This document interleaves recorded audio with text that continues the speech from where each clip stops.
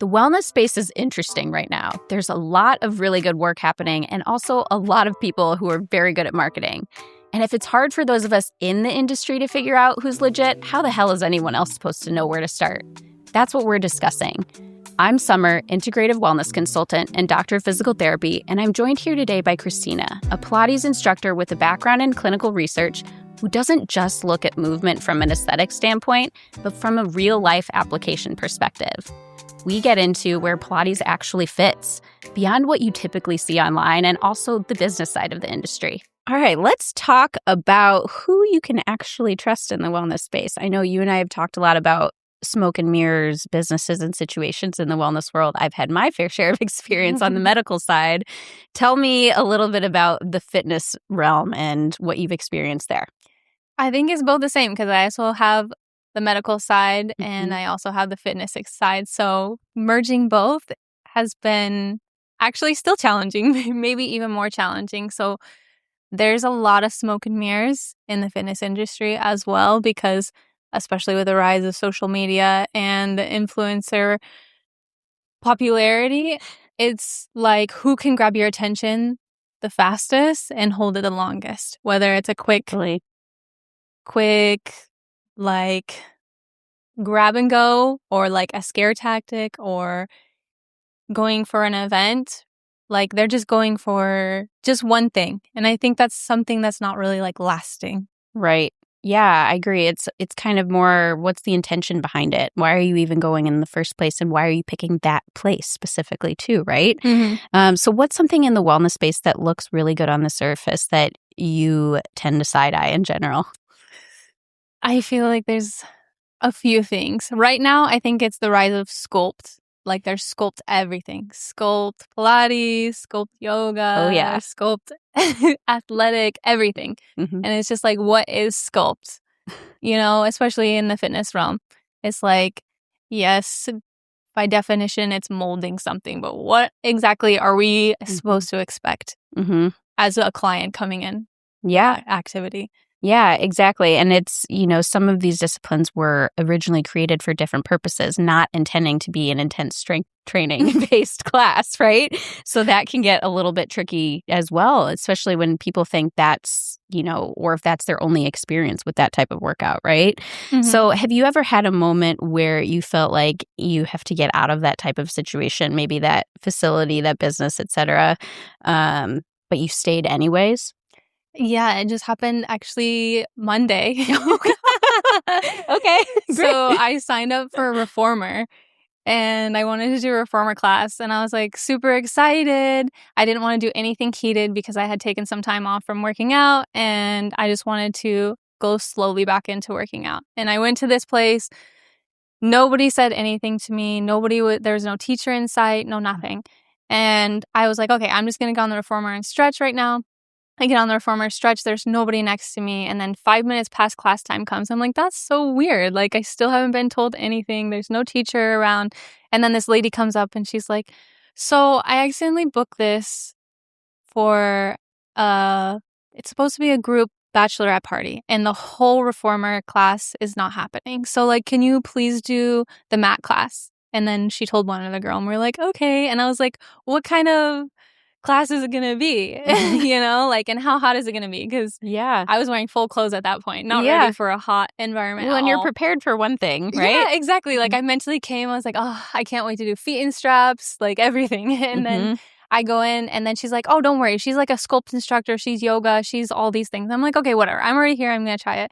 And I get in there and she's like, oh, what do you guys want to do today?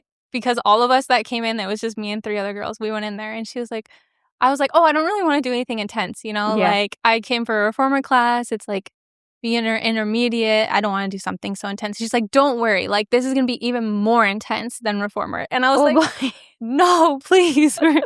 I swear, please don't do that. And then she's like, kept telling me, grab your weights, grab your weights, grab your weights. And we had like every prop that you could possibly imagine, which is also another thing, another conversation is the amount of props that people are using in Pilates.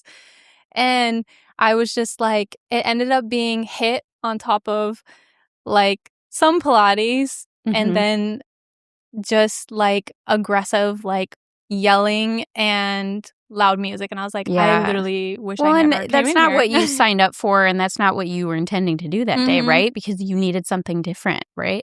And Exactly. I've talked to you a lot about, as a physical therapist, I've referred so many clients to Pilates and specific types of Pilates classes, and usually specific instructors, Mhm. because I know their intention behind it. But it's, if somebody's body isn't primed and ready for that, then it can be a little risky, Oh, 100%. So it's from the instructor standpoint, you would assume that they might not want to push people if they're not Right? ready to be pushed in that regard. But, Right. you never know. And so, speaking of instructors, when clients are booking a class or looking for people to go to in terms of what kind of training or background they might have or what type of class they might be signing up for Mhm. example, what are the types of certifications or things that, are more legit, or what are the things that you think that people maybe focus a little too much on that really have no relevance at all?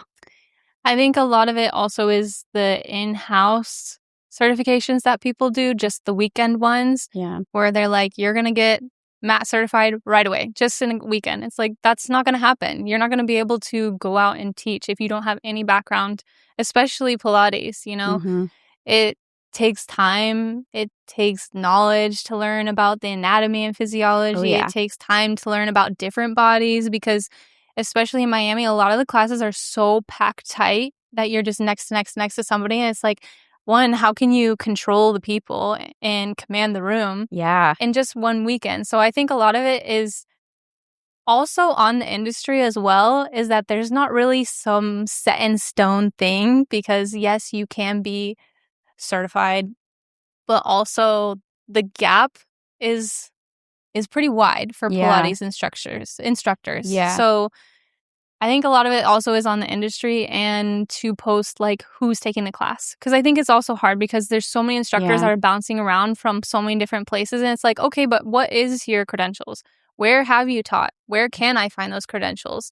Mhm. Like, I don't, and some studios, I feel like a lot of times here in Miami also are like picking influencer over credentials as well. Like they're Mm. kind of doing like a weekend cert and then they're choosing them so that they can gain more people to come into their Yeah, so studio. it's more So about the marketing. yeah, it's definitely been a heavy marketing thing to watch out for. I agree, and, that's again, as a physical therapist, that's something I look out for too when sending somebody to Pilates is, the knowledge about the anatomy and, Mm-hmm. the safe movement patterns and sequential movement patterns, that type of stuff, and stabilization is exactly, right? So it's Exactly. like if somebody doesn't have some of that anatomy background or health-related background, then it can be really tough and a little scary, for the person taking the class as well. Exactly. What's your version of "this is a no for me" in the Pilates space? Ugh, I feel like 5 million props. We use Yeah. 5 million props. Like this one class that I was just talking about, we used the weighted ring, we used bands, we used like 5 pound weights, we used the ball all in one. Mhm.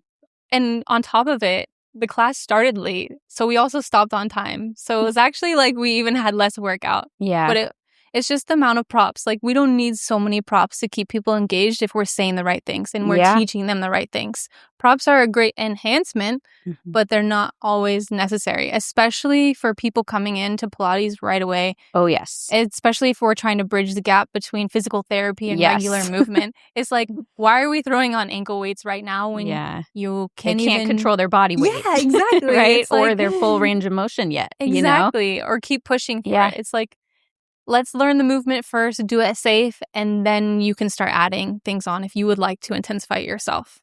Totally. I 100% agree. Mhm. And have you ever met someone where everything checked out on paper, let's say business-wise or methodology-wise, right? Mhm. But something just still felt off? Yeah, I mean, I have a few instances, business side and Pilates instructor side, I feel like. Okay. And so there was this one girl I used to go to all the time because she was so popular. And I was like, Okay. ugh, like she's always booked out. Like she must have like really good instruction, or really good hype or whatever it is. And so I tried it out and I was just like, you know what? I think it's not for me. Mhm. It's just not my style. Yeah. You know, like I didn't get a good vibe. It felt a little too not, I don't know, forced and Right? everything. And it was like very much mean girl energy. And I think that's another thing that's unfortunately in the space too sometimes is The as aesthetic. specifically, yes, Yeah. the aesthetic. And also at that time, the studio was allowing recording. And so Okay. everything was more about what it looks Yeah. like and not actually how is it making everybody in the room feel. Yeah. But I'm sure you have a similar experience with this as well. Oh yeah, are going for a certain intention, right? But then it's all about kind of the marketing, how you look, the matching outfits, the products they're trying to sell, all of that type of stuff. So it does make you think like, okay, where's the effort really going in here in terms of the classes and the actual instruction? So it can be tough, but still in those places you can still find good instructors, right? Right. So it's just you really have to keep your eye out and kind of have discernment around who you're going to and again for what reason. And don't be afraid to talk to your instructors and ask them, and say like, I have this going on, is this something you feel comfortable working around or cueing me around, because I need to make sure that I'm doing this the right way or doing it safely, right? But so let's say you didn't get scammed and you find, a good, well-intentioned studio business instructor. What now, right? So from the Pilates side, what is Pilates actually good for versus who it's marketed to? Great question. Pilates. What is Pilates? I feel like that's the big question nowadays. Get back to the basics. Exactly. So Pilates is all about quality over quantity. Yeah. We're focusing on controlled, refined, precise movements. We're focusing on the core stability, body awareness, and alignment. Yeah. And breath. Yes. Those are like one of the few main principles of Pilates, and that's what Pilates generally is. And Pilates is definitely right now marketed just to women, and I think young women in like the 20, 45-ish range. And that's about it. Yeah. What would you say is one of the biggest misconceptions about Pilates? I know we've talked about Pilates is only for women. Yeah, exactly. We've talked about how men really need this stuff, Exactly. sometimes more than women because, men have a tendency to not get help, right? At least a little less so than women. And so they tend to internalize things. Exactly. So yeah, but there can be a lot of embarrassment around going to do these things because they're marketed as being so girly too, right? I know, So exactly. like, what's the deal? And that's my whole entire feed though, which is like, I love it. It's great. Yeah. Like I want all the women and everybody who wants to do it, but it definitely is marketed just for women. It's like, it's great because it does build community. You're going out with your girlfriend, you're working out, you're doing something that you like, but it's also missing a huge other piece of people that also need it and need that control and need that body awareness, especially so many men love to lift weights. And Pilates is such a good complementary activity for them. Your breath, your pelvic floor strength, all of that plays into your overall performance and strength, right? Exactly. Yeah, it's really interesting. And it's, again, going back to the Sculpt thing, it's right. People think like, oh, I need to work out. I need to like look like I'm making an effort. I need to look a certain way. But realistically, again, even pro athletes, they do a lot of this foundational based stuff. They might do it more in private, but they do it. Exactly. Because if you have a body, you need a stable foundation. That's just the reality of it, So what kind of clients make you think you need this, even if they're not coming in, besides the men? Anybody that's sitting at their desk for 8 plus hours a day, 100%. 5 days a week. I'm like, please, because maybe they're sitting like me for 8 hours and you're sitting just on your left side the entire time. It's like, okay, there's some imbalances that are bound to occur if you're sitting like this 5 days a week. Or same thing, whether you're slouched over in your car or you're working from home. Like, I think the people that work from home definitely need it the most. Oh, 100%. Even shifting my career from, we'll say, more active to more virtual, more sedentary, I feel the difference, right? And I even do all of these things regularly. So everybody has compensation patterns, but totally, if you're sitting for most of your day or even just a chunk of your day, as soon as you stand up, and even if you're going to do a workout, your pelvis is not going to be in the right alignment for the appropriate muscles to fire, right? So you're really doing yourself a disservice, and you probably shouldn't even be working out in that state anyways, because you're going to reinforce compensatory patterns, right? Exactly. So again, it's, about being aware of your alignment, your stability, your foundation, right? You can't build a steady building with an unstable foundation. Exactly. Or you might, but it won't last long. I know. Right? And your body will break down too, rest assured. That's for sure. And that's what you're for. No, yeah, exactly. That's what I'm here for. But I would rather people maintain, we have one body. And we have to maintain every other thing in our life, our devices, our computers, whatever. We have to maintain our body as well. Literally. And that's why I'm also thankful for your work and everything that you do too. Because I remember when we did a session and I was like, okay, I'm still a Pilates instructor. Yes, I focus on body alignment and being stable and body awareness. But like I said, even when I'm sitting, and like I told you, I wear heels every day. So I have problems with my ankles, but it's like, I'm choosing my battles, but when I came to see you, I'm like more aware of it. I'm like, okay, maybe I shouldn't sit like this when I'm sitting like this all the time, or maybe I should sit up. Unbiased the bias. So your work is great too. And that also comes into my mind sometimes when I'm doing something or standing wrong or something. I'm like, oh, wait. Yeah. I'm not proper alignment.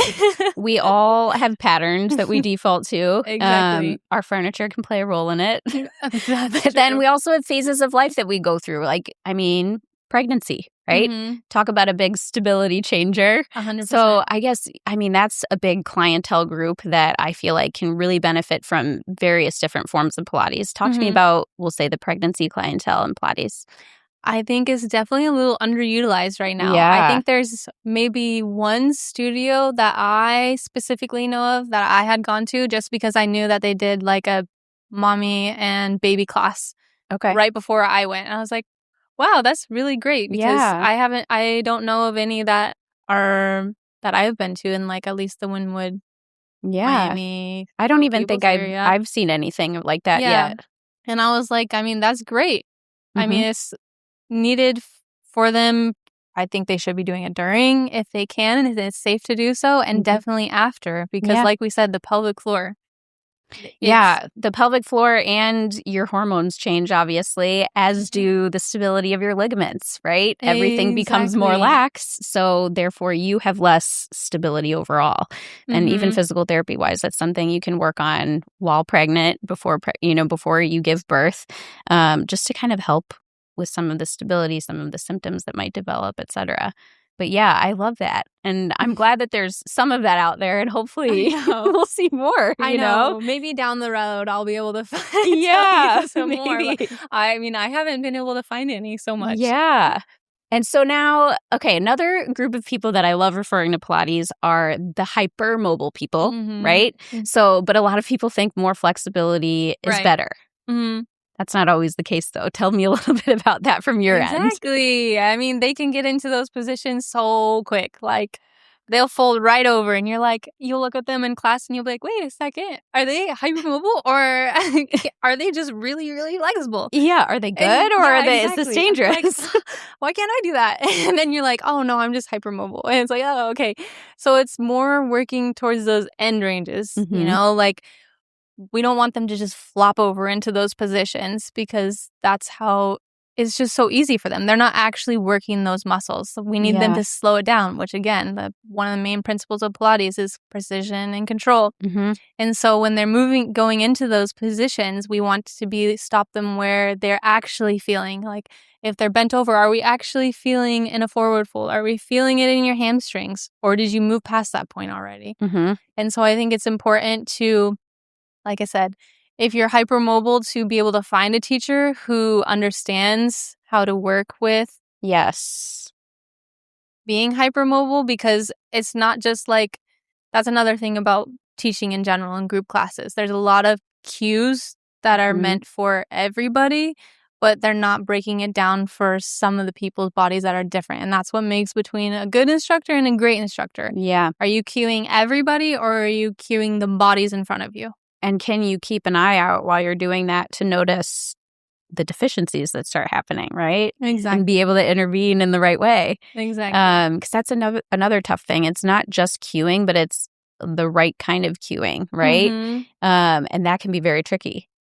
Oh, 100%. I mean, I still even have sometimes hard time cueing. Sometimes Yeah. I'll have to get down. Let me demo it. Okay. Oh, yeah. You're supposed to feel it here. You're supposed to feel it here. Yeah. Because you talk so much all day long, as you know, and you're sometimes like word scramble. Oh, yeah. Word salad. Exactly. Yeah, exactly. And then with hypermobile people, they tend to get a lot of muscle tightness and spasming anyways, right? Because their muscles are working to overstabilize their joints. So that's another thing that I feel like, again, unless you really look into it, people just kind of aren't aware of. So they might just think, oh, their mobility is in the normal range technically, right? Or their muscles are really tense or stiff, so they must be fine. But it could still be their muscles are stiff or tense, but it's because their joints are too lax, right? So there's just other things to consider. Exactly. And this is what makes group fitness so hard sometimes. Yes. And then we've kind of already talked about this, but I still love this question. What's the difference between Pilates that looks good and Pilates that actually does something? Oh my gosh. Not doing the entire class. Oh, why didn't people do it? Oh, yes. Oh, my gosh. Especially, like I said, with the rise, like marketing is great. I love that so many people know what Pilates is and they're doing Pilates.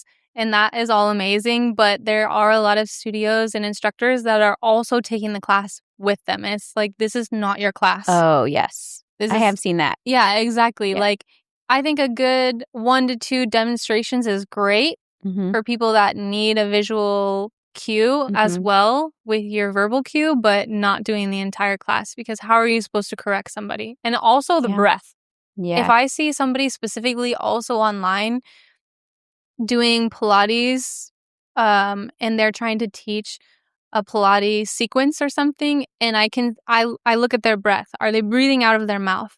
Because that's such an important part about Pilates, is you're breathing laterally and then you're blowing out of your mouth, hard, forceful blow. And so if I see them just breathing through their nose, and then I know that they're not actually teaching how they should be teaching. Yeah, and not engaging the right things, probably. Exactly.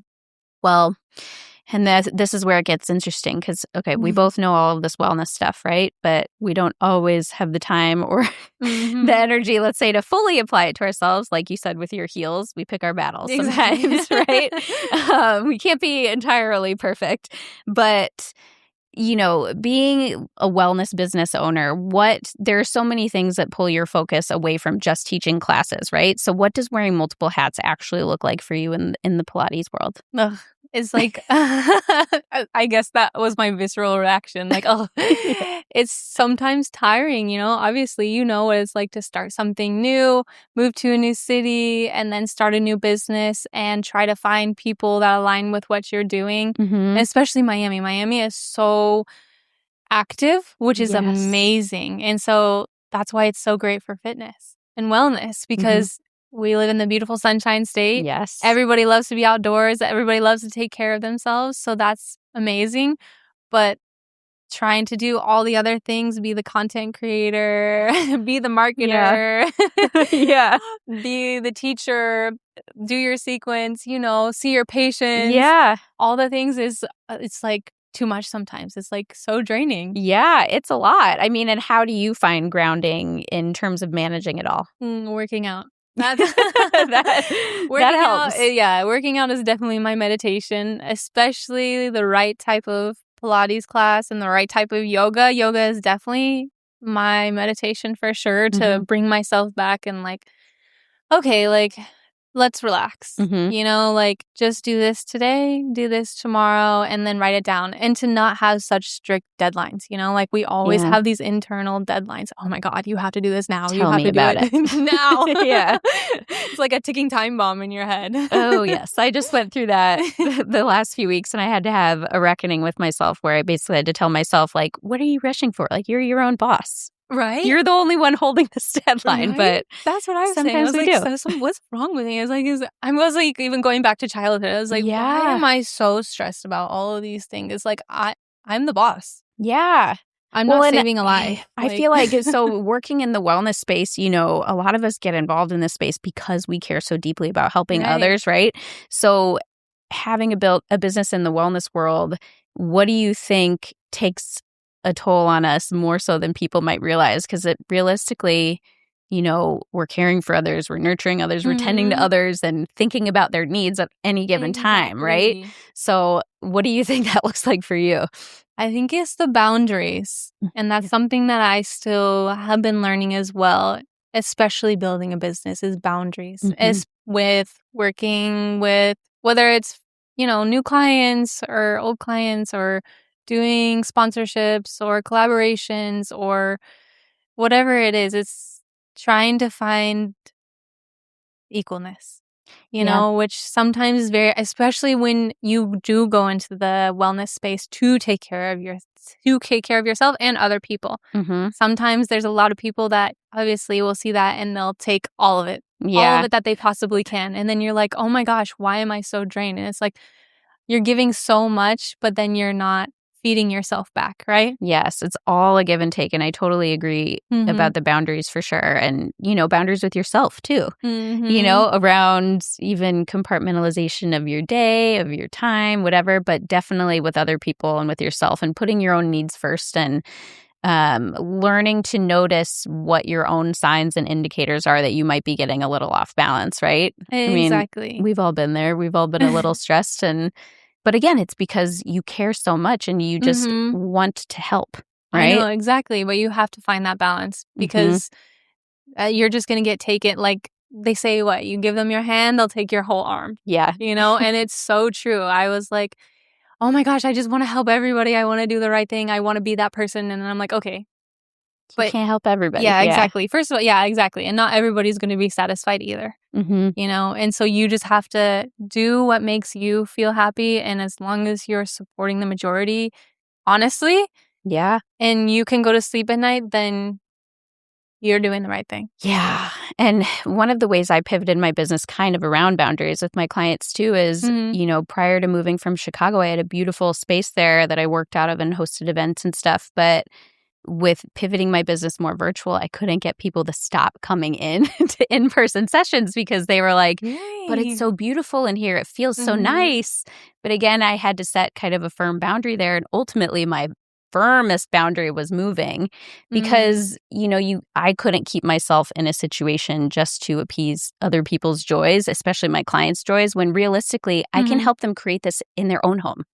Right? And you do a great job. I don't have to keep a whole studio just to have a sanctuary that they feel like they can escape, right? We can create that in anybody's own home or office or space or whatever it is, and you right? did a great job. Thank you. Also when you did my Reiki session, which was also my first Reiki session. I love that. Yeah, and I still tell people about it to this day. I love that. And it was like a year ago. Yes. Tell me, I mean, so your first Reiki session, Reiki might have been a little different than what you anticipated. What did you think? No, because, okay. I always laugh at this moment because I remember my friend in middle school, okay? And she always was into astrology, always talking about woo, woo, woo, woo. And I was like this very strict, like science this, science that. I was too. I was strict science too. Exactly. And that's just the way I grew up. I was like, I need to see a fact. I need to see this. And then I was just like, laughing about it the older that I got. And I was like, you know what? I started getting more into manifestation and astrology and intuition. And then I was like, another test was this Reiki session. And I was like, okay, like, I feel like I've been on a spiritual path for some years. Like, and then I met you and I was like, maybe this is for a reason. Maybe the timing was right. Yeah, exactly. I was like, I had to be open-minded enough to try it, right? And so I was like, which I also did in my own home, like you said, but you're guiding your clients through it. You're telling them how the space should feel, what they should look for.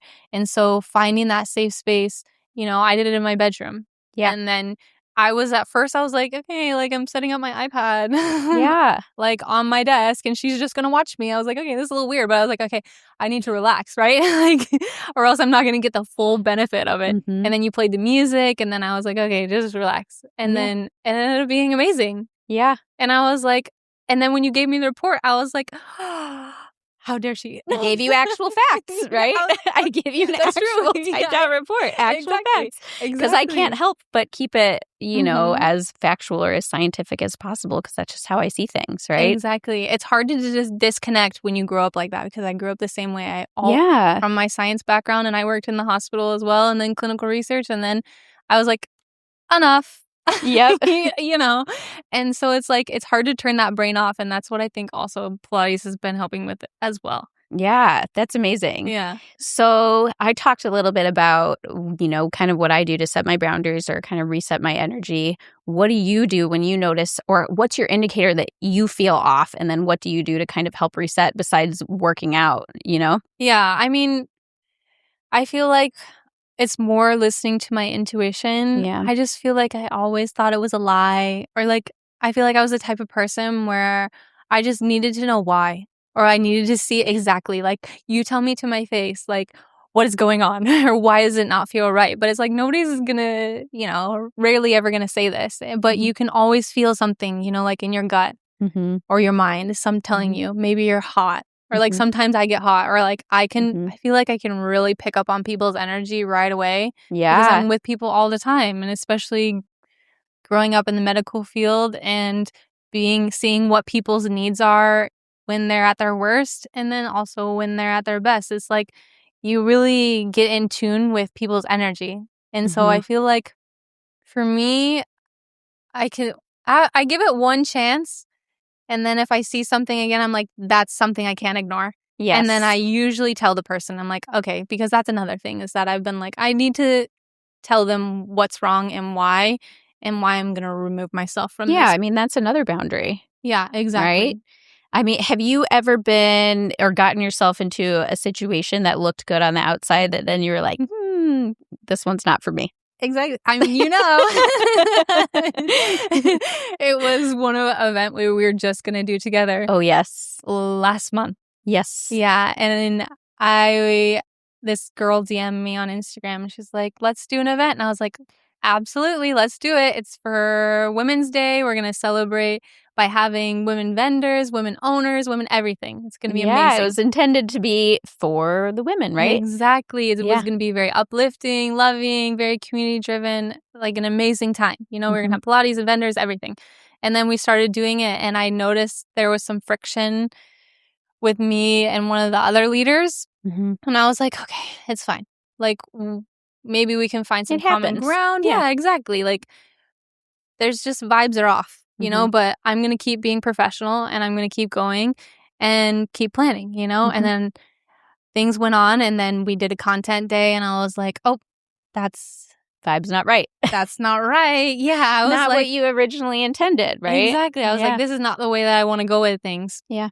And then I was like, okay, but I need to go back to my own self, like, why am I doing this event? And I want to be very careful with my own collaborations because I don't want somebody else to get the wrong intention from what we're doing. And so I was like, finally, like after there had been enough, vibes being off, I was like, okay, I got to remove myself. I sent a text and I was like, that's enough. And I was like, I honestly felt like that was one of my big tests as well for setting boundaries. Yeah. And especially being newer and creating the business, I was like, oh, I really want to do this collaboration. This would be such a great collaboration on paper. And then I saw how things were going and I'm like, I would be doing such a disservice to myself if I continued to do it. Yeah, collaborations are interesting. Those are one of the things that are really great in theory and they can be really great, but they can be very tricky. 100%. It can be a little draining at times, right? Again, it's like everything is marketed as wellness, but then, sometimes you go in and it's a certain type of wellness. Maybe it's only the external stuff versus the internal stuff, or maybe the intentions are a bit different, right? Exactly. So it's just collaborations can be tricky and it can take one or two times of, I don't know, being around that person or one or two meetings sometimes to realize like, maybe this isn't for me. But it's okay, right? As long as you can go back and kind of go to the drawing board with your original intention, your original purpose, then, that's all that matters. And eventually you will meet the right people, you know? Exactly. Because I'm not a person of lack or to try to think in like, oh, this is going to be the only opportunity. I was like, you know what? This was a test by the universe. Of course. And the universe will reward me. Yeah. In the future because that was my lesson. Yeah. That was I needed to do another harsh boundary and then let it go and I will be rewarded again. Well, and ultimately, you'll feel better about yourself knowing that you're involved with things that align with what your intention is, right? Exactly. Otherwise, it kind of just like, what's the point? Exactly. And that's why At we're least here. to me, what's the point, right? And that is why we're here. And that's why I was so happy to meet you too. Yes, I know. So glad we found each other. Okay, quick palate cleanser. What's the most annoying thing about your job? I know I have a couple. Okay, then you go first. Okay, well, mine lately has been definitely picking audio for things, for content especially. Oh, okay, my God, it true. takes me forever. And then also the music. Oh, just tech in general, like formatting or reformatting a document from one program to the next. Mm-hmm. I mean, honestly, I will probably say the same thing. Marketing is so hard for me. And I know somebody will be like, what part of marketing? All of it. Like the creation, the actual talking to people, all of it? No, the thing is, I love to take videos. Oh. And I actually love to edit them, but I don't know how to, like, voice them. Okay. Like, I tried with voiceovers, but, like, talking to a camera, I just haven't figured out how to do it. And that's why I was like, okay, I'm going to take this podcast and I'm going to use this as an example. And I'm going to break the barrier and then I'll be fine. But talking on camera is super hard for me. Talking on camera is tricky. I know everybody uses the back camera on their phone. I still have not figured that out because seeing myself in reverse is just too challenging. So it just messes with my brain. So again, I originally worked with my hands, not an original tech person. I'm getting there though, you know? But yeah, picking audio just takes me forever. Honestly, that's true. The music because then the really ones hard. I like are never the right length, and then you can't use it, or it doesn't transfer from one platform to the next, and it's just a time waster. That's true, exactly. And then you go back like a month later, and it's like audio removed. We don't support this anymore. Oh my God! Don't even tell me that. Yeah, that's my worst nightmare. Oh, all of my effort down the drain. Oh my gosh! Yeah, luckily that hasn't happened to me a lot yet. Okay, I mean that's good. I mean, and that's why I'm like, okay, this podcast is actually not so bad.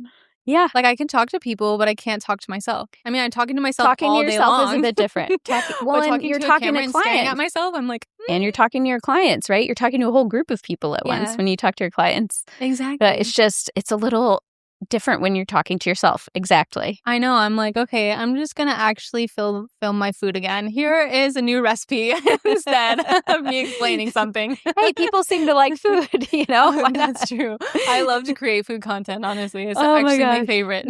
See, I don't think I've ever really created food content. Really? Yeah. We just have, true. We focus on different things, I guess. I know. You're really good at the talking to camera, and I'm like, here's the food. And they're like, what does this do with Pilates? And I'm like, don't worry. This is personal. That is so funny. Okay, now switching to a little bit more of a fun topic. Mm-hmm. What are two overrated things in the wellness industry that you would say? Sculpt. I think it's just more that all Sculpt classes or just Pilates Sculpt classes? I think it's more an industry thing, is that we need to define what Sculpt is. If we're going to really use Sculpt and we're marketing, I think it's really just a marketing term, and it needs a definition because especially between studios, there's no standard. You know, it's the same thing as a Pilates certification. It's like there's a huge gap. Are we doing high intensity stuff? Or are we doing compound movements? Or what are we doing? Or are we doing Pilates, you know? Yeah. And I think that that's also an issue, is that they need to be more descriptive. Do you think people are just including it more just to have a more intense variety class in there? I think so. I mean, literally today, I took a stretch and sculpt class today. And you would think, okay, we're going to do like... I thought like, relax-ish vibes with a little intensity maybe, you know, like the only stretch that we did was cool down. And I was like, what is going on? You know, like And once again, we have like 10 million props. And I'm looking over and one person can only do maybe like 1 or 2 reps because we have the band on and then we have the ankle weights on. And I'm like, okay, that's good if you're trying your hardest, but like then again, are we I am really... so bad at the props, by the way. Really? With the ball, I don't know. Sometimes when I use the ball, especially squeezing it between your knees, pending if you're moving other things, I send it flying across the room. I won't lie. It happens. I do the same thing. And I'm short, so it's like there's not much space for it to fit in there. So, exactly. It's bouncing off the wall, bouncing on other people. I would prefer limited props. No, I love the props, but I think, like I said, the overrated thing for me right now is Sculpt. And I think it's more an industry thing. We need to find out and define what that is. Yeah. So that the clients know what to look for and what they're actually in for. Yeah, that makes sense. Anything else? I think something that is also overrated is biohacking to the max. Oh, interesting. Yes, yes. Like I love biohacking. Yeah. I think it's great, but to a certain point, like, and that's going to be different for everybody as well, right? Yeah. Like if you're constantly stressed because you didn't track something or you're doing too many things at one time that is just like red light therapy and the jingle juggle mat thing. Yeah. And then also like the vibration plate. Yeah, exactly. And listening to podcasts. It's like, are you being intentional about these things? I think sometimes it's cliche, but it's true. Less is more. Yeah. Well, and I feel like sometimes we lose a little bit of the ritual behind things, right? It's like we're trying to get the most effect in the quickest way possible. So we're just like piling all these things on. And sometimes you forget to live a little bit too, right? It's all about, again, moderation. If we try to be perfect with all these things or try to do every single thing for biohacking purposes, longevity purposes, good luck having any time to live your life. Exactly. And you know Brian Johnson? So many people have brought up his name to me in the past 2 weeks. You have no idea. You're at least the 4th or the 5th. Exactly. I had never heard his name before that. Oh my God, are you serious? I know. I don't know how. No, I have to tell you because I went to, like along the lines of Miami, there's so many groups, so many communities out there. And there's this one group like, don't die. I think that's his slogan or something like this. Okay. And I have to look it up. I don't know much about him yet. But it's like, don't die. Like Miami Edition, I went to this one, it's a community group, and we went there, and they just talk about all the things that they do to like live long and like longevity and the things that they're eating and the protocols that they're doing and the exercises that they're doing. And it's like a great thing around it, but I didn't know that it was strictly like behind Brian Johnson. And I was like, oh my gosh, this is crazy. And then I watched his documentary, of course, and he has a documentary. I need to watch on that. Netflix, and he talks about all these protocols to not age, and it's oh my gosh, it's actually so fascinating. I'm sure. And so it's kind of like, but it's like the simplest things, like we said, right? Less is more. Getting your 8 hours of sleep, maybe going to the sauna a few times a week, working out, eating healthy foods. But he is also taking it to the max because he wants to, right? But I think a lot of people are trying to emulate this, but they're bringing more stress on their lives because they're like, oh my gosh, I need this exact protocol. I need to do this and this and this and this. And also along the same things that I think is overrated is taking a million supplements. Oh, yes. You can get supplement fatigue. I have. Yeah. It's like, not everybody needs to be taking supplements. I mean, types of supplements. I took them for a specific purpose when I was going through mold detox. But after like 2 years of taking a lot of supplements, you get supplement fatigue. And I don't want to take all of that stuff every single day. I just want my body to work as it should work naturally, right? That's why I like to do things that promote my natural processes a little bit. Sometimes it might require supplementation, but sometimes not. Exactly. That's why I do your blood work. Exactly. And don't take your advice from somebody online that's taking like 5 million pills in the morning, and they're like, I'm taking this and this and this. It doesn't mean you need it too. Yes, exactly.